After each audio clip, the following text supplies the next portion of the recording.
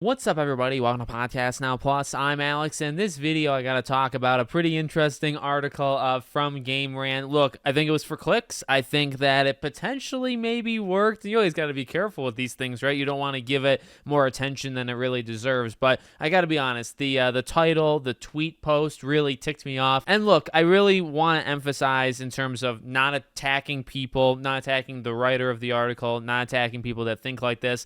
Just generally, and especially as these last years have just rolled on, I have become so much of like, please, for the love of God, leave me alone, and I will leave you alone. I know it was getting rough out there in terms of the battling that was happening for Hogwarts Legacy, but at the end of the day, the game just kind of needed to be true to itself. It needed to do its own thing. It needed to largely ignore the noise, maybe even lean into it, and ultimately the game was rewarded handsomely, right? Sells super well, does super well. I don't think it's the greatest game of all time, but we've talked about it 1,000 times, right? It did kind of what it needed to do. Now, for the sequel, there are things they need to improve on.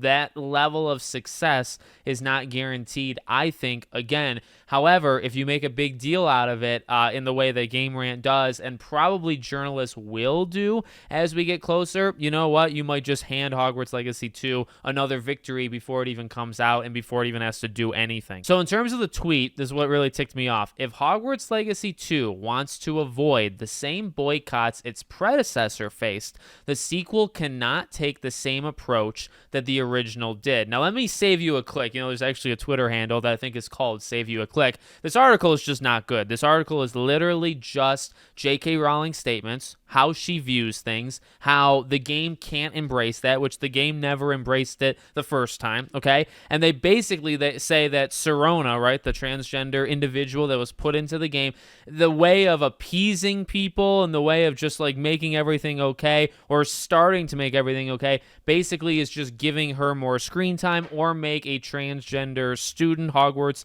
individual, make them a very a major proponent of the story. That's the article. That's the entire article. It doesn't really go into that nitty gritty of like, if you want to avoid this backlash and the boycott, here's what you must. I mean, I guess it literally is, if you want people to say and threaten, or you don't want people to threaten and attack and dox and shut your Twitch streams down, all the great things that these people did the first time, if you don't want to do that, then you just make more transgender characters and throw it in the game. Number one, as I've always said, make the game the way the game is supposed to be made. If you want to have half the cast be transgender, you have half the cast do. If you want to have two of them, if you want to have one, if you want to have zero, you make the game to the best of its ability, okay? And it's actually, again, the number one point that I will stand on. Hogwarts Legacy is a pretty, it's an above average game, but not much more. I think once the joy of it kind of wears off, it's a game that has a lot of problems, and it's a game that, in my opinion, cannot repeat those same problems twice, or you actually will, I think, not see the success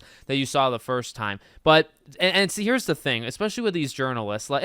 Look, again, you leave me alone, I'll leave you alone. These people don't tend to do that, though. These are the people that attack you. These are the people that tell you that you're terrible if you bought this game. These are people that are saying, hey, if you don't want people yelling at you, just do this. Isn't that doesn't that kind of sound wrong? If you don't want us to tell you that you shouldn't be playing a game or you're the Antichrist, then just simply meet our demands and we won't do that anymore. That sounds like you're just going to give them more power. It sounds like you're going to give them a little something, and then they'll go for even more. You ever heard like take an inch, or you give an inch, they take a mile? It'd be like the same kind of thing here. So I don't know. Again, make the game to the best that you can make it. But these are like the wrong, number one, these are the wrong people to ask for it, right? These are the people that nothing even worked the first time. And I guess that's also the biggest thing. Let's just jump to number two. Number one, these aren't the right people to tell us this. And number two, the whole basis of the article is, like, in my opinion, garbage. If they don't want to face the boycotts of the first game,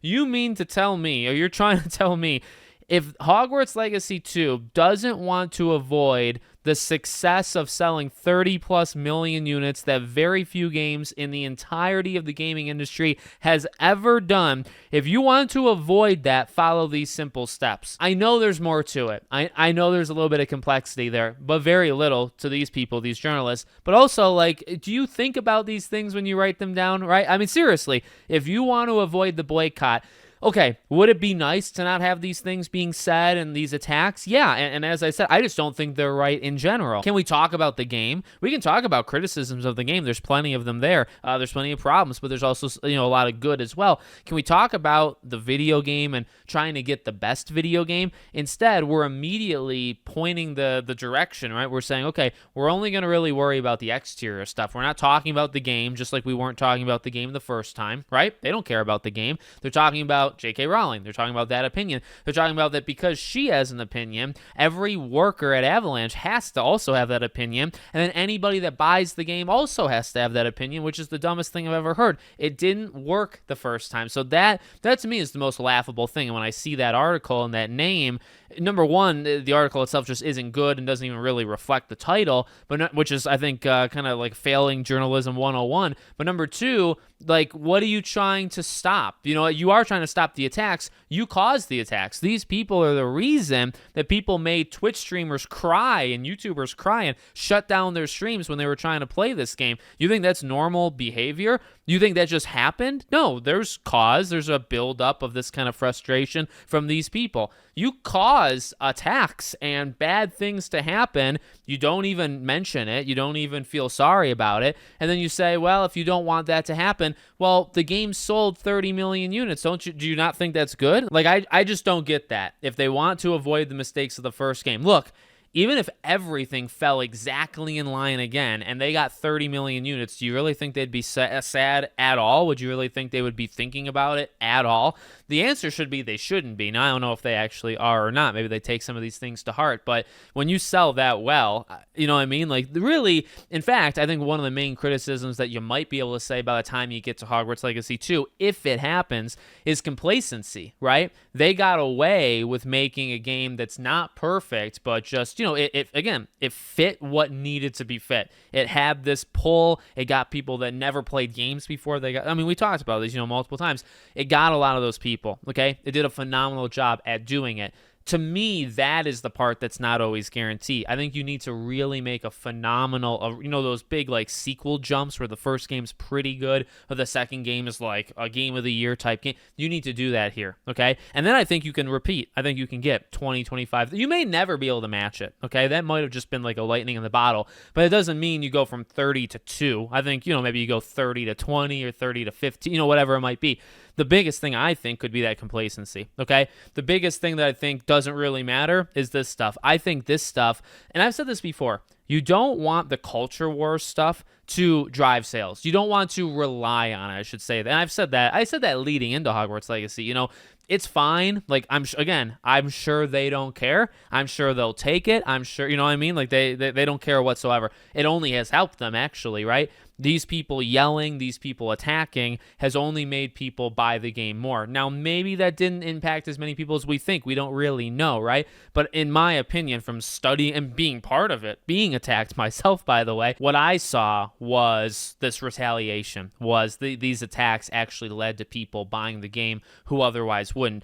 You don't want to rely on that. And I've always said you don't want to rely on that because that's not guaranteed the next time. But I'll tell you this, if they want to take this fighting angle again, the thing, you just repeat, it's the definition of insanity, isn't it? If you do literally the exact same thing, if you condemn, if you label, if you attack, if you do all this stuff to the people that are going to buy Hogwarts Legacy 2, you are doing the exact thing you did for the first game. Now, again, I think there's more at play here because it's a sequel and you need to have improvements. You're not going to get away with some of the stuff you got away with the first time. All those things, right?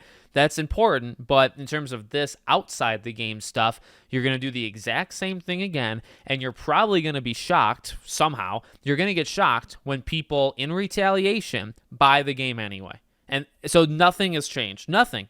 So when they say nothing really is going to change about Hogwarts Legacy 2, they're right. People don't care about these kind of things. So I don't know. Just the slant of it, the way it was. I think it was for clicks, but it just kind of ticked me off in the way that I wanted to talk about it. Ultimately, enjoy the games you want to enjoy, or don't play games you don't want to play. That's totally cool too. Okay, let me know what you think in the comments. Make sure, as always, you're subscribed to the channel, bell icon turned on, and I hope to see you all on the next one.